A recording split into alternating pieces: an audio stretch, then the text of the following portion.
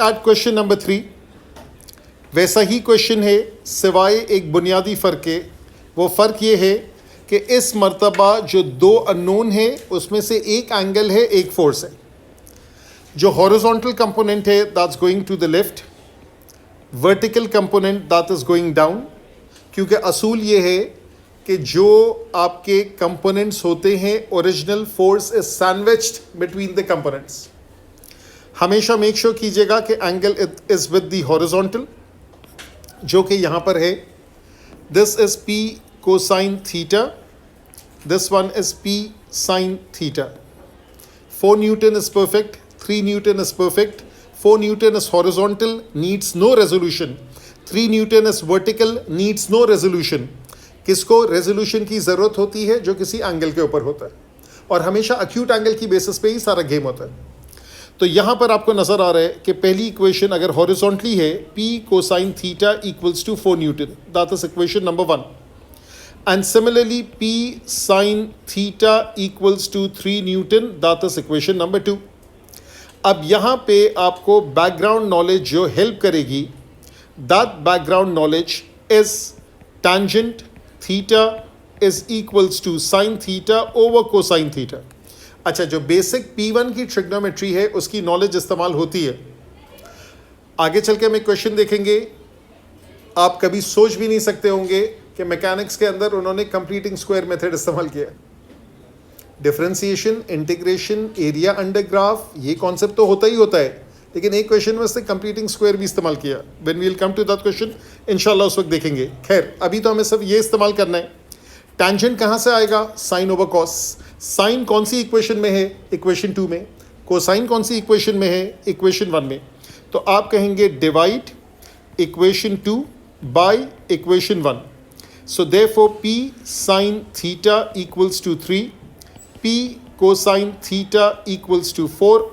जब आप डिवाइड करेंगे P कैंसिल हो गया, tangent theta equals to 3/4। Calculator का इस्तेमाल करेंगे, theta comes out to be 36.87 degrees. अब किसी जगह पे हो सकता है एग्जामिनर को एग्जैक्ट ट्रिग रेशियोज की ज़रूरत हो, तो आपने छोटा सा एक ट्राइंगल बनाया और उस ट्राइंगल के अंदर आपने, जैसे बेसिक ट्रिग्नोमेट्री के कंसेप्चुअल क्वेश्चन है वैसा क्वेश्चन बन गया। ये है थीटा, ये है 90, ये है 3, ये है 4, पाइथागोरस से ये आ गया 5। इसका मतलब है sine of theta is 3/5, cosine of theta is 4/5। तो कभी कभार ये साइन और कोसाइन दिया हुआ होगा और आगे कंपोनेंट्स में इस्तेमाल होगा। यहाँ टेंजेंट थीटा दिया हुआ था, मैंने उसकी बेसिस पे ट्राइंगल बता दी। अब मुझे क्या ढूंढना है? मुझे P ढूंढना है। So I can either use sine का वैल्यू या कोसाइन का रेशियो एंड ईदर इक्वेशन 1 या either equation 2। So for example अगर मेरे पास है P sine theta equals to 3 versus P cosine theta equals to 4, तो अगर मैं साइन थीटा की वैल्यू इस्तेमाल करूंगा, इसको यहाँ पे प्लग इन करूंगा। So P multiplied by 3/5 is equals to 3, therefore P comes out to be 5 Newtons। अगर मुझे कोसाइन थीटा इस्तेमाल करना है तो मैं इसको यहाँ प्लग इन करूँगा। So therefore P multiplied by 4/5 equals to 4, therefore again P comes out to be 5 Newton। Of course कोई एक इस्तेमाल करेंगे, मैंने सिर्फ एक चीज़ साबित करने के लिए दोनों मेथड से मैंने करके बता दी। अब ये दो क्वेश्चंस मैंने जो किए हैं, ये दोनों क्वेश्चंस जो हैं ये किसी किताब के क्वेश्चन थे। अब हम लोग चलते हैं to something like a past paper question, देखते हैं हमारे सिलेबस में हमारे लिए क्या क्या चीज़ें मौजूद है। टॉपिक 2 से हमने स्टार्ट किया। Topic 1 kinematics, I keep it for last. Forces and friction जो मेजर बल्क है, आप समझ लें कि 40-50% ऑफ द सिलेबस जो है वो फोर्सेस ऑफ फ्रिक्शन का, उसके साथ न्यूटन्स लॉ भी अटैच हो जाएगा। Work energy power is a small segment, kinematics भी एक मेजर सेगमेंट है बट कंपैरेटिवली स्मॉल, लेकिन असल चीज़ जो है वो फोर्सेस एंड फ्रिक्शन है। अब यहाँ मैंने सब हेडिंग दी है रिजल्टेंट एंड इक्विलिब्रियम। तो रिजल्टेंट का भी हमने कॉन्सेप्ट पढ़ा है, इक्विलिब्रियम का भी पढ़ा है। अब ये सिर्फ मैं एक नज़र आपको दिखा रहा हूँ कि क्वेश्चंस किस किस टाइप के। ये जिस टाइप के क्वेश्चंस आपको नज़र आ रहे हैं ये सारे या तो रिजल्टेंट के हैं या ये इक्विलिब्रियम के हैं। Of course level of difficulty आसान भी है, लेवल ऑफ डिफ़िकल्टी ज़रा ज़्यादा मुश्किल भी है। अब मैं इसको स्टार्ट करता हूँ something like question number 11 because that is very close to what we have studied so far. तो मैं यहाँ से स्टार्ट करता हूँ और ये वाला आपका क्वेश्चन देखते हैं।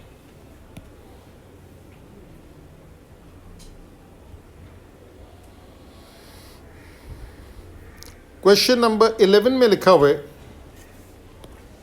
कि 3 horizontal forces of magnitude F, 13 and 10 act at a fixed point O and are in equilibrium।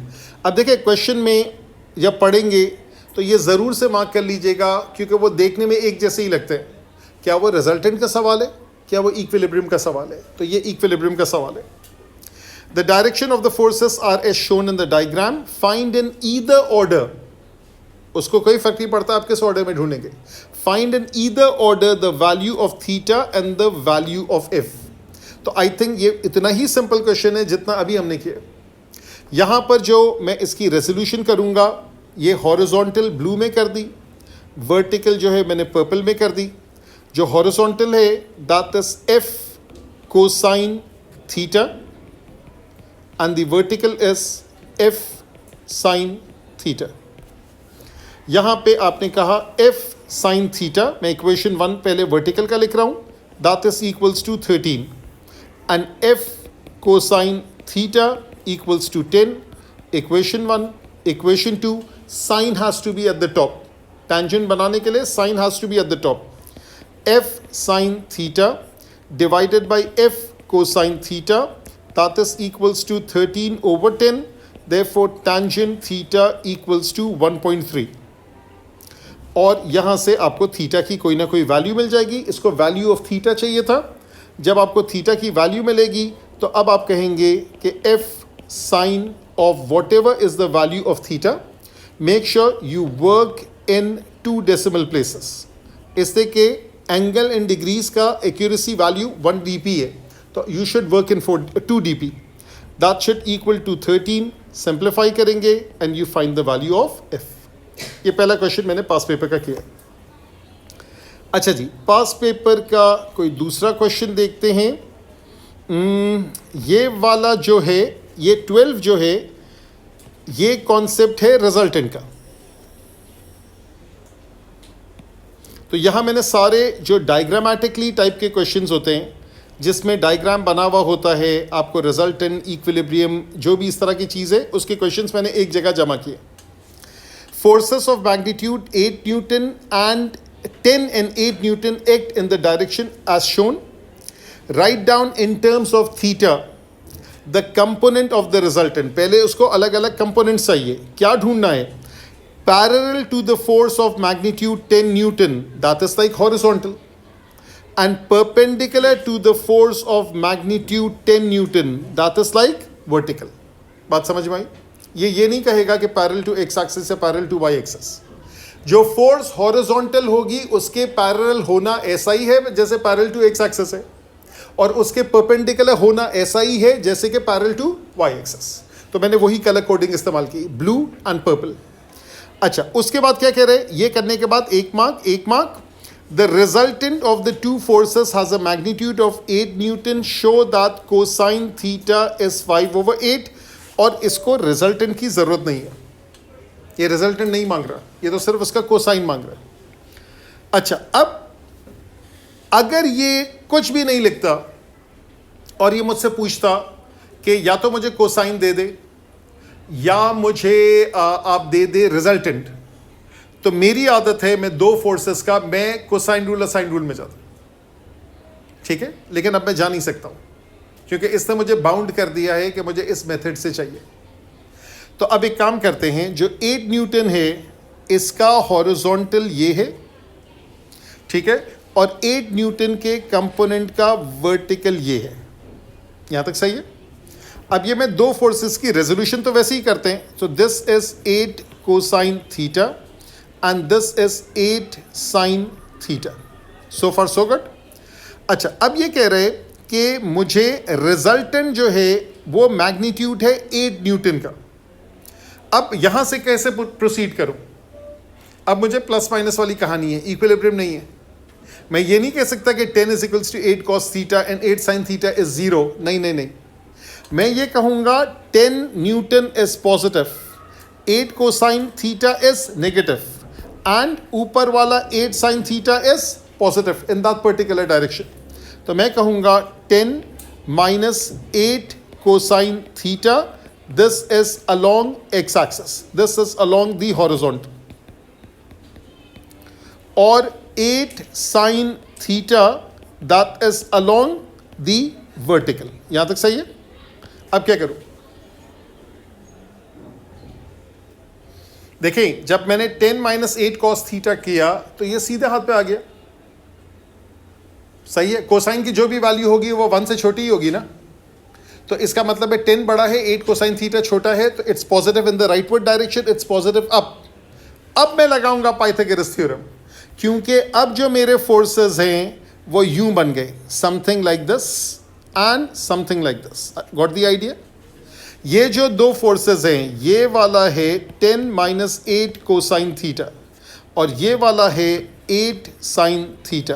तो इसका मतलब है इसका जो रिजल्टेंट है वो रिजल्टेंट जो है वो यूं बीच में से निकलेगा। सही है? या हेड टू टेल मेथड कर लें, एक ही बात है। अच्छा, सारी कहानी का जो जस्ट है वो क्या है कि ये आर कैसे निकलेगा? आर की वैल्यू उसने कहा 8 न्यूटन है, ऐसे ही है? हाँ, तो ये कैसे निकलेगा? ये तीनों आपस में कैसे कनेक्टेड है? Pythagoras theorem.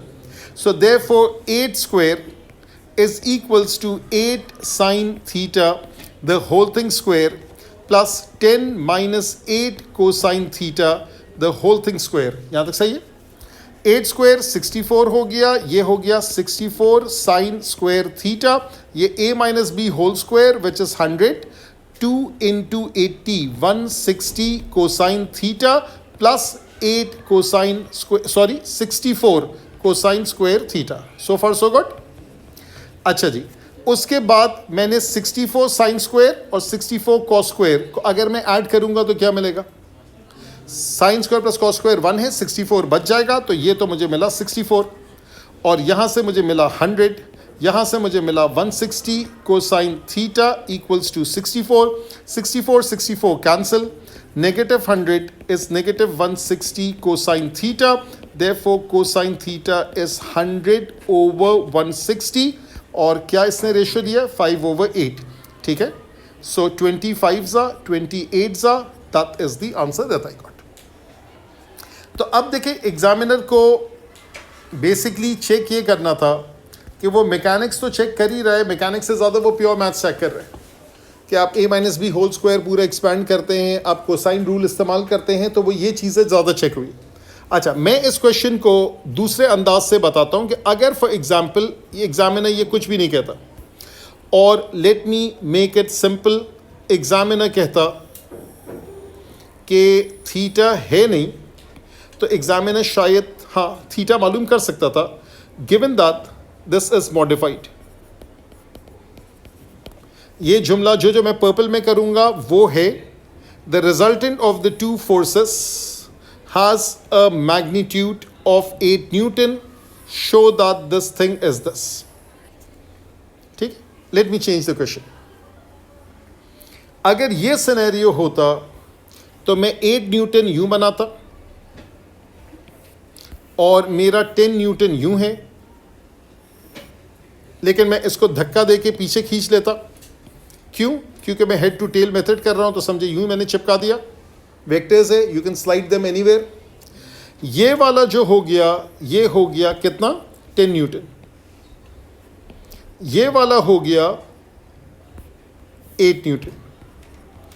ये वाला एंगल था थीटा, ये वाला एंगल था फाई, और इसका जो रिजल्टेंट है वो जो रिजल्टेंट है that is 8 Newton. Make sense? Resultant is 8 Newton. ऐसा डायग्राम बन गया। अच्छा, क्या ये सारे आपस में कनेक्टेड हैं? Yes, cosine rule 8 square is equals to 8 square plus 10 square minus bracket 2 into 8 into 10 into cosine of 5।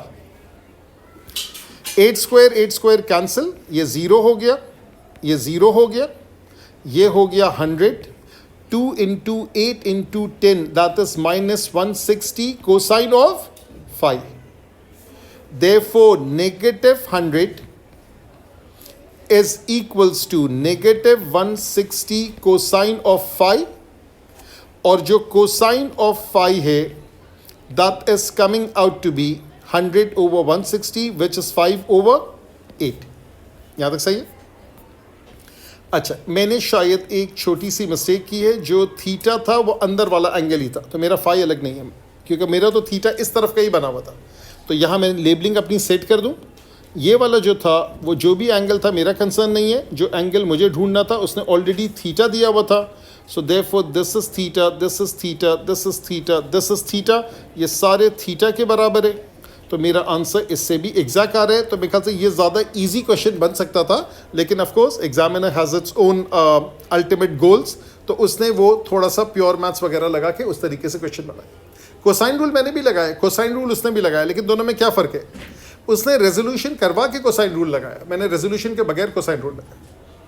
वो डिफरेंट टाइप का क्वेश्चन है, यहाँ मैंने आपको उसकी एक वैरायटी दे दी, ये भी क्वेश्चन आ सकता है। सही है? अच्छा जी, आगे बढ़ते हैं, एक आध क्वेश्चन और ट्राई करते हैं। समथिंग लाइक ये भी अच्छा है, क्वेश्चन 14।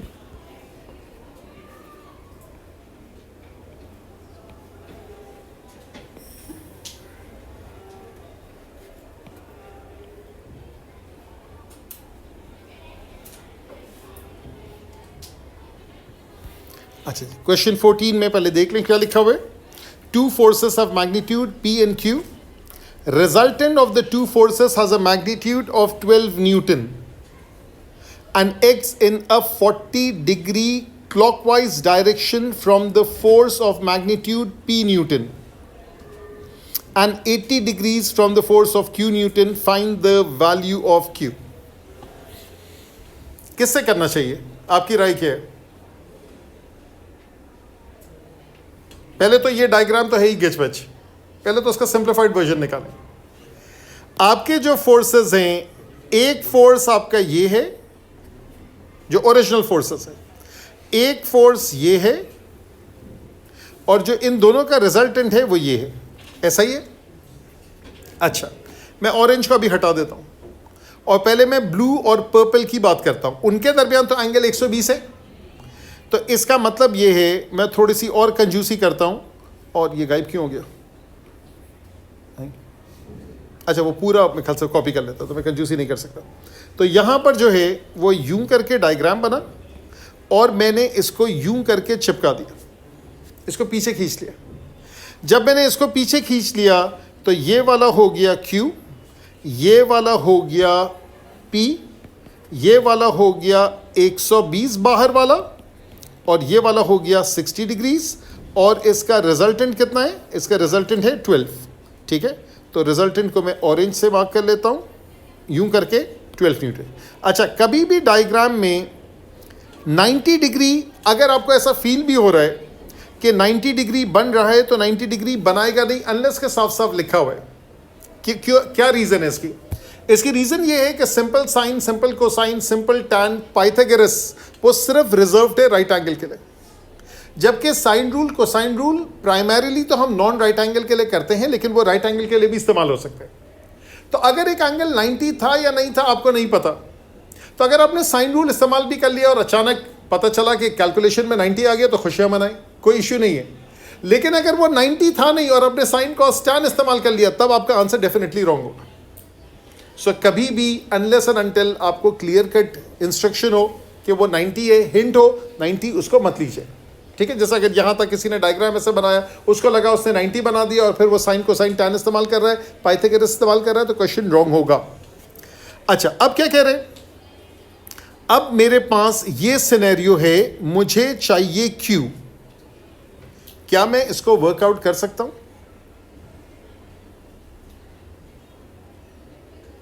मेरा नहीं ख्याल है, क्योंकि अगर मैं कोसाइन रूल लगाऊंगा तो मेरे, हाँ चाहिए ना, मैं तो अभी की बात कर रहा हूं जो नहीं है। जी वकार,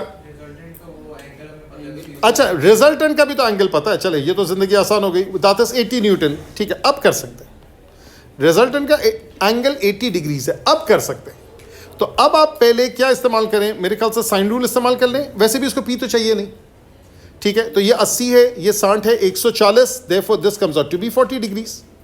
So therefore Q divided by sine of 40 degrees is the same thing as 12 divided by sine of 60 degrees. Hence you will find the value of Q. अगर P चाहिए होता एक मरतबा फिर से साइन रूल इस्तेमाल करते, या अगर आपके पास सारे एंगल्स और दो साइड्स आ गए तो अगर आप कोसाइन रूल भी इस्तेमाल करना चाहे तो कर सकते थे। क्या ये क्वेश्चन करने का यही तरीका है?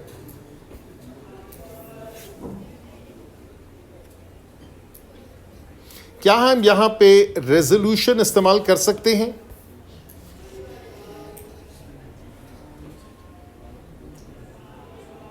सोच लें। अच्छा, रेजोल्यूशन इस्तेमाल करेंगे तो क्या करेंगे? देखिए, Q अपनी जगह पे रहने दें, ठीक है। एक्चुअली मुझे एक मरतबा और चिपकाने दें, क्योंकि एक और आइडिया भी आया। 3 तरीके हो जाएंगे, ठीक है। अब ये मैकेनिक्स में ये मसले होते हैं कि एक से ज़्यादा तरीके होते हैं, फिर बाद में आपको आने सारे चाहिए, किसी एक से ही कीजिएगा। अगर मैंने ब्लू को, इसको तो रेजोल्यूशन की ज़रूरत नहीं है, और ये जो है पर्पल वाला वो ये है, इसके 2 हिस्सों की रेजोल्यूशन कर लेता हूं, एक वर्टिकल कर लेता हूं, एक हॉरिजॉन्टल कर लेता हूं। मैं अभी 12 की बात ही नहीं कर रहा। अगर ये 40 है, ये 80 है, तो यहां पर आ गया 60 डिग्री, तो this is P cosine 60 and this one is P sine 60, ठीक है, यहां तक सही है। अच्छा, अब Q माइनस Q पॉजिटिव है, माइनस P कोसाइन 60, इसको एज इट इज छोड़ दे हॉरिजॉन्टल, एंड P साइन 60 इसको भी एज इट इज छोड़ दे। अब फोकस करें 12 न्यूटन पे। 12 newton is making an angle of 80 degrees. इसका मतलब है 12 cosine 80 is going to the right and 12 sine 80 is going up. ऐसा ही है। फिर से समझाता हूं। पहले मैंने फोकस किया P और Q पे, मैंने फोकस किया कंपोनेंट्स पे। Q सीधे हाथ पे पॉजिटिव, P cos 60 उल्टे हाथ पे, ओवरऑल सीधे हाथ पे होगा। अगर ओवरऑल समझे नेगेटिव आ गया तो मैं डायरेक्शन चेंज कर दूंगा, वो बात की कहानी है, लेकिन उसकी भी जरूरत नहीं है क्योंकि मेरा रिजल्टेंट इस तरफ है, तो कंपोनेंट इसी तरफ जा रहा है, मैंने बिल्कुल सही लिया है। And P sine 60 is up. इसके बाद मैंने 12 की रेजोल्यूशन की, ये रिजल्टेंट की रेजोल्यूशन की, तो रिजल्टेंट का 12 cos 80 सीधे हाथ पे, 12 साइन 80 अप। अब बराबर करें, क्या ये दोनों जमा होके इसके बराबर नहीं हो जाएंगे? क्या ये जमा होके इसके बराबर? जमा ही नहीं होगा, ऐसे ही इसके बराबर है। तो एक जगह से आपको P मिलेगा, P प्लग इन करेंगे तो Q मिलेगा। लेकिन ये मुझे करा तो दिया मैंने, लेकिन ये मुझे मजा नहीं आया, ठीक है। मजा मुझे उस वक्त आएगा अगर मैं क्वेश्चन को इक्विलिब्रियम का क्वेश्चन बना दूं। अगर मैंने डायग्राम के अंदर वेरिएशन की, और ये है, ये लाइन थोड़ी सी थिक है, मैं ज़रा इसको इरेज कर दूं और इसको थोड़ा सा थिन कर देते। यही लाइन मैंने यूं करके यूं खींच दी, और ये लाइन मैंने यूं करके यूं खींच दी, तो ये वाला 80 डिग्री है, ये 80 डिग्री है, और ये हो जाएगा 100 डिग्री, और ये 12 न्यूटन है, तकरीबन वैसे ही बना हुआ है, ये हो गया 12 न्यूटन। अब ये क्वेश्चन बन गया इक्विलिब्रियम का। क्यों? शुरू में डायग्राम दिया था, जो वैल्यू थी रिजल्टेंट की, वही वैल्यू इक्विलिब्रियम की है। डायग्राम देख लें, ज्यादा दूर नहीं है।